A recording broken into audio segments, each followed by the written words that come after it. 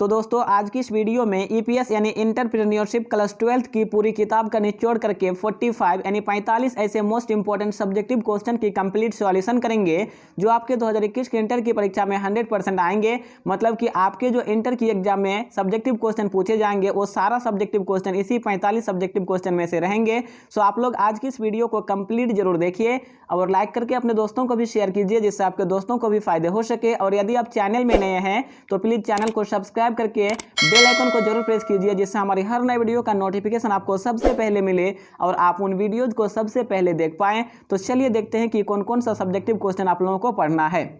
तो यहाँ पे आप लोग देख सकते हैं इंटरप्रेन्योरशिप क्लास 12 यानी आप लोगों की जो ईपीएस है यानी उद्यमिता उसका शॉर्ट आंसर टाइप क्वेश्चन, इसमें दोनों क्वेश्चन पढ़ेंगे, मतलब शॉर्ट क्वेश्चन भी पढ़ेंगे और लॉन्ग क्वेश्चन भी पढ़ेंगे। और यहाँ पे आप लोग देख सकते हैं चैप्टर 1 और चैप्टर 1 से आपको मात्र कितने क्वेश्चन की तैयारी करनी है, तो मात्र आपको 5 ही सब्जेक्टिव क्वेश्चन की तैयारी करनी है। तो चलिए देखते हैं कि कौन कौन से वो 5 सब्जेक्टिव क्वेश्चन है।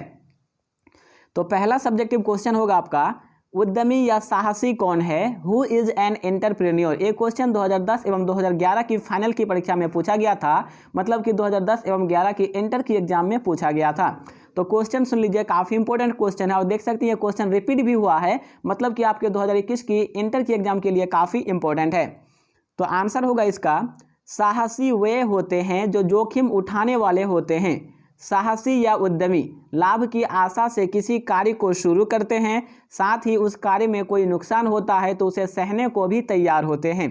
काफ़ी इंपॉर्टेंट है, फिर से सुन लीजिए कि साहसी या उद्यमी कौन होता है। तो साहसी या उद्यमी वे होते हैं जो जोखिम उठाने वाले होते हैं, मतलब कोई भी खतरा अगर व्यवसाय में होगा तो वो सहेगा, मतलब उठाएगा। या फिर साहसी लाभ की आशा से किसी कार्य को शुरू करते हैं, साथ ही उस कार्य में अगर कोई नुकसान भी होगा तो खुद सहने को भी तैयार होता है। देखिए दूसरा इसका परिभाषा आप कैसे दे सकते हैं। तो साहसी वह व्यक्ति होता है जो किसी उपक्रम आरंभ करने का दायित्व, अपना लायबिलिटी जो होता है दायित्व वो अपने ऊपर लेता है तथा ठेकेदार के रूप में पूंजी तथा श्रम के बीच मध्यस्थ का कार्य करता है। साहसी वह व्यक्ति होता है जो किसी उपक्रम आरंभ करने का दायित्व अपने ऊपर लेता है तथा ठेकेदार के रूप में पूंजी तथा श्रम के बीच मध्यस्थ का कार्य करता है। आप लोग ना वीडियो को पॉज करके यानी रोक के भी इसको पढ़ सकते हैं। तो चलिए हम लोग फटाफट आगे बढ़ते हैं। दूसरा देखिए, अवसर लागत क्या है, व्हाट इज अपॉर्चुनिटी कॉस्ट। देखिए क्वेश्चन 2014 एवं 16 में पूछा गया था। क्वेश्चन है कि अवसर लागत क्या है, तो आंसर होगा अवसर लागत एक ऐसी लागत है जो किसी अन्य स्थान पर व्यय करने से भी प्राप्त हो सकती है। उदाहरण के लिए अपनी इमारत को अगर व्यवसाय में प्रयोग किया जाए तो इस इमारत से जो किराया प्राप्त हो सकता था वह उसका अवसर लागत है। इस प्रकार के लागत को तभी ध्यान में रखा जाता है जब किसी परियोजना की लाभदायकता निकाली जाती है। और यहाँ पे देखिए, यदि आपने अभी तक कुछ नहीं पढ़ा है और आप चाहते हैं कि आपको फर्स्ट डिवीजन लाना है तो मैं गारंटी देता हूँ कि आपको फर्स्ट डिवीजन आ जाएंगे। बट आप जो है 1 मिनट ध्यान से सुनिए।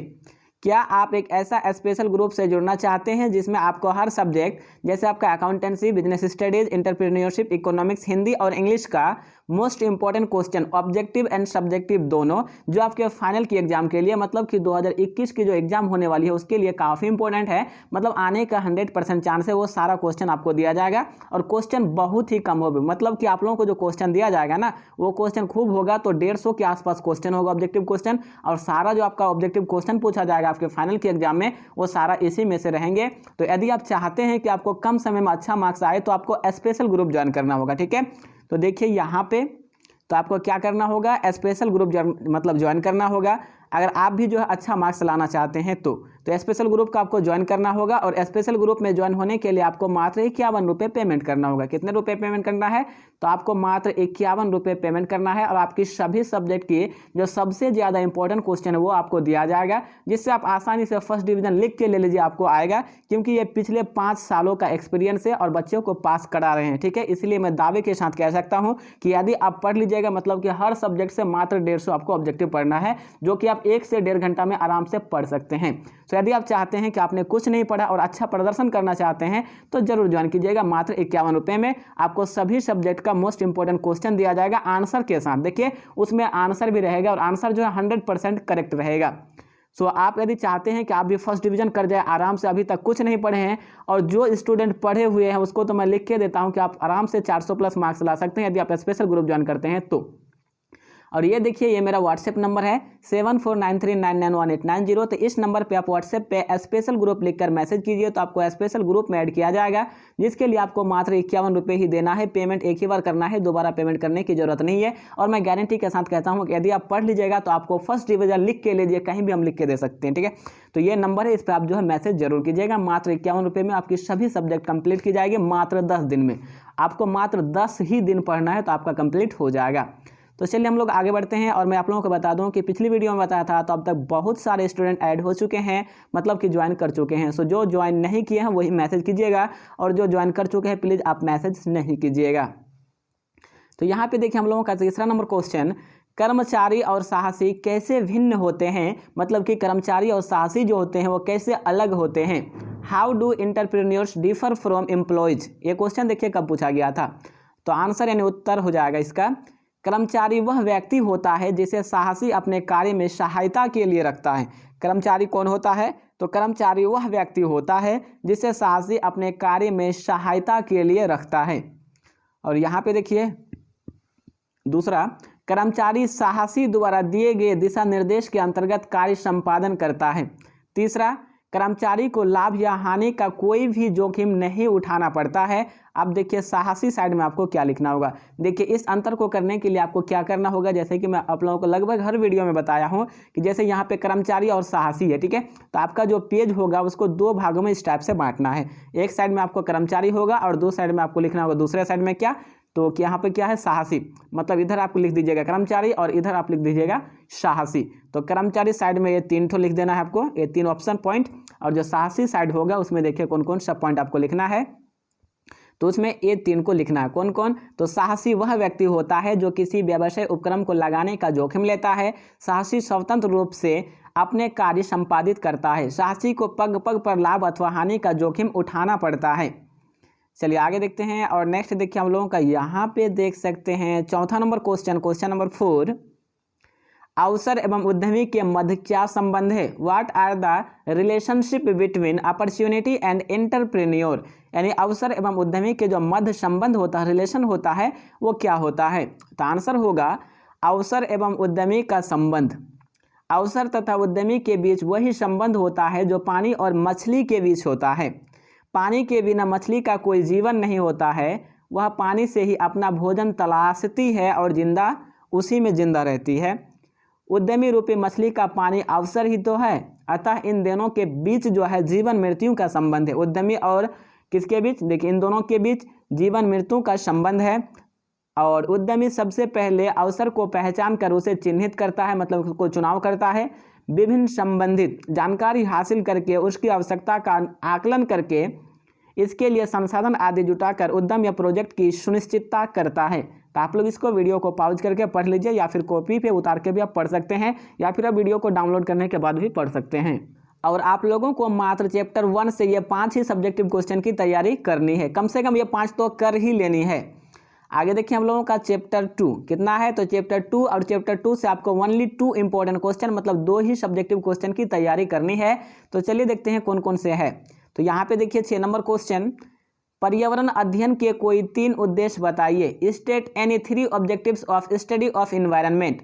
यानी पर्यावरण अध्ययन के कोई 3 उद्देश्य बताइए। तो आंसर का देखिए पहला, अवसर की खोज में, क्योंकि अवसर पर्यावरण के इर्द गिर्द ही घूमता रहता है, अतः पर्यावरण का अध्ययन साहसी की पहली आवश्यकता है। नए साहसियों के लिए तो यह वरदान है। दूसरा देखिए, अस्तित्व बनाए रखने में, आज की नित्य बदलती हुई परिस्थिति में साहसी को अपना अस्तित्व बनाए रखना भी एक कठिन कार्य है, अतः उसे पर्यावरण की हर नब्ज पर ध्यान रखना होगा ताकि वह इसके अनुरूप कार्य कर सके। आप लोग पढ़ लीजिए आराम से इसको, वीडियो को पॉज करके। और देखिए यहाँ पे तीसरा पॉइंट क्या हो जाएगा, सफलता प्राप्त करने में। एक साहसी को अपना अस्तित्व बचाते हुए सफलता के आयाम यानी लक्ष्य प्राप्त करना होता है। यह तभी संभव है जब साहसी पर्यावरण की गतिविधि पर बारीकी बनाए रखें और इस बदलाव के अनुसार अपने को समायोजित करें। चलिए आगे देखते हैं। और नेक्स्ट देखिए हम लोगों का 7 नंबर क्वेश्चन, पर्यावरण के सूक्ष्म परीक्षण के किन्हीं 3 उद्देश्यों को बताएं। Give any 3 objectives of environment scanning, यानी पर्यावरण के सूक्ष्म परीक्षण के किन्हीं 3 उद्देश्य को, ऑब्जेक्टिव्स को बताना होगा। तो आंसर देखिए, पर्यावरण के सूक्ष्म परीक्षण के 3 उद्देश्य निम्नवत हैं, मतलब कि निम्नलिखित है। पहला उद्देश्य वातावरण का विश्लेषण एवं अंतर ज्ञानयुक्त एवं विदोहक प्रक्रिया। दूसरा, यह एक सतत जारी रहने वाली प्रक्रिया है। तीसरा, वातावरण में विश्लेषण एक व्यापक प्रक्रिया है जिसमें समग्र रूप में वातावरण का अध्ययन एवं विश्लेषण सम्मिलित है। तो ये 3 पॉइंट हुआ। चलिए आगे देखते हैं। और हम लोगों को चैप्टर 2 से 2 ही सब्जेक्टिव क्वेश्चन की तैयारी करनी है, और चैप्टर 3 जो आप लोगों के सामने आ रहा है, तो इससे हम लोगों को मात्र एक ही सब्जेक्टिव क्वेश्चन की तैयारी करनी है, और ये सब्जेक्टिव क्वेश्चन ये रहा। 8 नंबर क्वेश्चन, बाजार मूल्यांकन से आप क्या समझते हैं? What do you mean by market assessment, यानी बाजार मूल्यांकन से आप क्या समझते हैं? तो आंसर होगा, वस्तुतः बाजार में उन वस्तुओं को प्रस्तुत किया जाता है जिनकी मांग ग्राहक करते हैं, किंतु यह निर्धारित करना कि ग्राहक क्या चाहते हैं यह एक जटिल काम है। बाजार में विविध प्रकार के ग्राहक होते हैं, उनकी पृष्ठभूमि, शिक्षा, आय, चाहत, पसंद आदि के संबंध में अलग अलग होती है। यह विजातीय ग्राहक उपक्रम के निकट एवं दूरस्थ स्थानों में होते हैं, जिसके परिणाम स्वरूप उनकी मांगें भी भिन्न भिन्न यानी अलग अलग होती है। किसी भी उत्पादक के लिए असंभव नहीं तो कठिन अवश्य है कि इन विविध प्रकार के ग्राहकों के लिए विविध कोटि की वस्तुओं का उत्पादन करें। अतः एक उद्यमी को यह तय कर लेना चाहिए कि किस कोटि के ग्राहकों के लिए वह वस्तुओं का उत्पादन करना चाहता है। इस बात का निर्धारण कर लेने के बाद संबंधित समूह के ग्राहकों की मांग का अनुमान लगाया जा सकता है। इस संबंध में मांग पूर्व अनुमान से उद्यमियों को काफ़ी मदद मिलती है। आप इसको पॉज करके 1-2 बार पढ़ लीजिए, आपको याद हो जाएगा, क्योंकि पूरी सरल भाषा में लिखा हुआ है। ये लॉन्ग आंसर टाइप क्वेश्चन है। 9 नंबर क्वेश्चन, उद्यमिता के लिए बाजार मूल्यांकन क्यों आवश्यक है? Why market assessment is necessary for entrepreneurship. ये क्वेश्चन देखिए लगातार 3 बार पूछा गया है कि उद्यमिता के लिए बाजार मूल्यांकन क्यों आवश्यक है। तो आंसर होगा, बाजार मूल्यांकन वस्तुओं और सेवाओं की सही प्रवृत्ति दर्शाती है ताकि इन्हें लाभ पर बेचा जा सके। बाजार मूल्यांकन में निम्नलिखित का अध्ययन शामिल है। पहला, मांग का आकार एवं प्रकार, उपभोक्ताओं की इच्छा एवं चयन। दूसरा, प्रतिस्पर्धा की स्थिति प्रकार। दूसरी, वस्तुओं की पूर्ति की विद्यमानता, भविष्य में बाजार की स्थिति में होने वाले परिवर्तनों की संभावनाएं। तीसरा, उत्पादन का अनुमानित लागत, लाभ की मात्रा, विक्रय मूल्य, इसी प्रकार के उत्पादों का मूल्य तथा लागत कम करने के अवसर। चलिए आगे देखते हैं। और यहाँ पे देख सकते हैं हम लोगों का चैप्टर 4 है, और इससे आपको मात्र एक ही सब्जेक्टिव क्वेश्चन की तैयारी करनी है, और वो सब्जेक्टिव क्वेश्चन ये है, व्यवहार्यता अध्ययन क्या है? What is feasibility study? What is feasibility study? तो इसका आंसर यानी उत्तर, साहसी के उत्पाद के लिए जो उपक्रम बनाया जाएगा वह कैसा होगा, कहाँ होगा, कब होगा, उपक्रम कैसे संचालित होगा, क्या लागत आएगी, विक्रय मूल्य कितना होगा, इसका असर अन्य प्रतियोगियों पर क्या होगा, कैसे पैकिंग होगी, विज्ञापन कैसा होगा, वितरण की व्यवस्था क्या रहेगी, खर्च के लिए व उत्पादन हेतु कहां से कितना संसाधन प्राप्त हो सकेगा, और सबसे बड़ी बात लाभ की क्या गुंजाइश रहेगी आदि। ये सब क्या है? तो व्यवहार्यता अध्ययन है। और नेक्स्ट देखिए हम लोगों का चैप्टर 5, उपक्रम का चुनाव एवं स्थापना। इससे आप लोगों को मात्र 2 ही सब्जेक्टिव क्वेश्चन की तैयारी करनी है। तो यहाँ पे देखिए 11 नंबर क्वेश्चन, प्रोजेक्ट रिपोर्ट क्यों आवश्यक है? Why the project report is essential. Project report क्यों आवश्यक है? Why the project report is essential. ये क्वेश्चन लगातार 2 बार पूछा गया है। तो आंसर होगा, प्रोजेक्ट प्रतिवेदन सभी तथ्यों का विस्तृत विश्लेषण करते हुए एक प्रोजेक्ट रिपोर्ट तैयार कर लेनी चाहिए। इस रिपोर्ट में भी भावी उपक्रम का सारा विवरण समाहित होगा। इस रिपोर्ट को एक आवेदन पत्र के साथ सरकार के उद्योग विभाग में पंजीकरण के लिए जमा किया जाना चाहिए। यह विभाग इस रिपोर्ट के आधार पर उपक्रम का अस्थायी पंजीकरण करके इसे स्थापित करने का आदेश दे देता है। साथ ही उपक्रम की प्रकृति के अनुसार कई तरह की सुविधाएं भी रियायतों के साथ प्रदान करता है। चलिए आगे देखते हैं। और यहाँ पे देखिए हम लोगों का 12 नंबर क्वेश्चन, उपक्रम स्थापना को क्रियान्वित करने के लिए किन्हीं 2 चरणों की व्याख्या करें। Explain any 2 steps in the execution of the setting up of an enterprises. यानी उपक्रम स्थापना को क्रियान्वित करने के लिए किन्हीं 2 चरणों की व्याख्या करें। तो पहला चरण स्थान अवस्थित करना। उपक्रम जिस स्थान पर स्थापित होनी है वहां उन सारी सुविधाओं को व्यवस्थित कर लेना चाहिए जो उपक्रम के लिए आवश्यक है, जैसे इन स्थान तक पहुंचने के लिए आवागमन की व्यवस्था, बिजली, पानी आदि की व्यवस्था कर लेनी चाहिए। दूसरा, भवन निर्माण। उपक्रम के लिए कभी कभी औद्योगिक क्षेत्र में सरकार द्वारा ही स्थान एवं भवन प्रदान की जाती है जिसके लिए किराया लिया जाता है। यदि ऐसा नहीं है तो निजी एजेंसी से भी अपनी आवश्यकता अनुसार जगह और भवन भाड़े पर लिया जा सकता है। यह भी संभव नहीं हो तो जमीन खरीदकर स्वयं भवन का निर्माण किया जा सकता है। तो आप लोग इसको पॉज करके पढ़ लीजिए। आगे देखिए हम लोगों का चैप्टर 6 क्या है, व्यवसायिक नियोजन। इससे आपको 3 सब्जेक्टिव क्वेश्चन की तैयारी करनी है। और यहाँ पे देखिए पहला हो जाएगा 13 नंबर, नियोजन की कोई 3 विशेषताएं बताइए। Mention any 3 features of planning. नियोजन की कोई 3 विशेषताएं बताइए। तो आंसर होगा पहला विशेषता निर्धारित उद्देश्य एवं लक्ष्य होना। नियोजन का कार्य निर्धारित लक्ष्य एवं उद्देश्य की पूर्ति के लिए किया जाता है। दूसरा, पूर्व अनुमान लगाना। नियोजन का दूसरा महत्वपूर्ण लक्षण भविष्य के बारे में देखना अर्थात पूर्व अनुमान लगाना। तीसरा, एकता यानी फ्यूल के अनुसार एकता भी नियोजन का एक आवश्यक लक्षण है। चलिए आगे देखते हैं। और नेक्स्ट हम लोगों का 14 यानी 14 नंबर क्वेश्चन, नियोजन में समयबद्धता क्यों आवश्यक है। Why time bound is essential in planning. यानी नियोजन में समयबद्धता क्यों आवश्यक है। तो आंसर होगा योजना के निर्माण में अवधि का महत्वपूर्ण स्थान है। कौन सा लक्षण कब प्राप्त करना है का सुनिश्चितीकरण पहले से कर लिया जाता है। इस दृष्टिकोण से योजना 3 तरह की होती है। पहला अल्पकालीन योजना, दूसरा मध्यकालीन योजना और तीसरा दीर्घकालीन योजना। अब देखिए अल्पकालीन योजना के अंतर्गत जब योजना 1 वर्ष या इससे कम अवधि के लिए बनाई जाती है तो यह योजना अल्पकालीन योजना कहलाती है। और जो योजना 1 वर्ष से अधिक और 5 वर्ष से कम अवधि के लिए तैयार की जाती है वह योजना जो है मध्यकालीन योजना कहलाती है। और जिस योजना को हम लोग दीर्घकालीन योजना कहेंगे जो कि 5 वर्ष से अधिक समय के लिए तैयार की जाती है वह दीर्घकालीन योजना कहलाती है। चलिए देखते हैं, मतलब जो 1 वर्ष से कम के लिए तैयार किया जाएगा अल्पकालीन, जो 1 से 5 वर्ष के बीच के लिए तैयार किया जाएगा वो मध्यकालीन, और जो 5 से अधिक वर्ष के लिए तैयार किया जाएगा वो दीर्घकालीन। आगे देखिए हम लोगों का 15 नंबर क्वेश्चन, प्रभावशाली नियंत्रण में नियोजन की क्या भूमिका है। What is the role of planning is effective control. ये क्वेश्चन देखिए 2 बार पूछा गया है। तो प्रभावशाली नियंत्रण में नियोजन की क्या भूमिका है। तो आंसर होगा नियोजन के अंतर्गत प्रत्येक प्रबंधक अपने अधीनस्थों की प्रक्रिया पर सर्वोत्तम ढंग से नियंत्रण स्थापित करने का प्रयत्न करता है। नियोजन को प्रभावी बनाने के लिए नियोजित ढंग से अधीनस्थों की क्रियाओं का माप भी किया जाता है। यही नहीं, बजट भी नियोजन का एक अंग है और साथ ही यह नियंत्रण का भी एक अंग है। अतः बजट द्वारा प्रबंधकीय नियंत्रण प्रभावी बनता है। चलिए आगे बढ़ते हैं।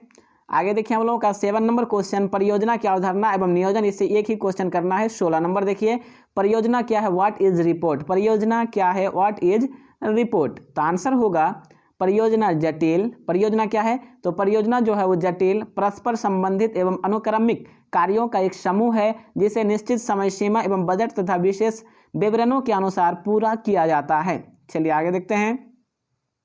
आगे देखिए हम लोगों का चैप्टर 8 कितना है, चैप्टर 8 परियोजना प्रतिवेदन का निर्माण एवं परियोजना मूल्यांकन। इससे आप लोगों को मात्र 3 ही सब्जेक्टिव क्वेश्चन की तैयारी करनी है। देखिए हम लोगों का 17 नंबर क्वेश्चन, परियोजना प्रतिवेदन के कोई 3 उद्देश्य बताएं। Mention any 3 objectives of project report. देखिए क्वेश्चन 2015 एवं 2016 में पूछा गया था कि परियोजना प्रतिवेदन के कोई 3 उद्देश्य बताएं। तो आंसर होगा परियोजना प्रतिवेदन के प्रमुख उद्देश्य निम्नलिखित है। पहला, विपणन, तकनीक, वित्त, कर्मचारी, उत्पादन, उपभोक्ता संतोष तथा सामाजिक वृत्तिदान के क्षेत्रों में अनुमानित प्रदर्शन पाने के लिए पूर्व में ही योजना तैयार करना। और दूसरा देखिए, यह मूल्यांकन करना है कि संगठन के उद्देश्यों को किस सीमा तक पूरा किया गया है। इसके लिए उद्यमों से यह उम्मीद की जाती है कि वह निवेश सूचना को ध्यान में रखें। तीसरा देखिए, उद्देश्यों के निर्धारण के लिए प्रयास करना तथा इन्हें परिमेय मूर्ति सत्यापनीय तथा प्राप्य बनाना। आगे देखिए हम लोगों का 18 नंबर क्वेश्चन, परियोजना मूल्यांकन के क्या उद्देश्य हैं। What are the objects of project appraisal.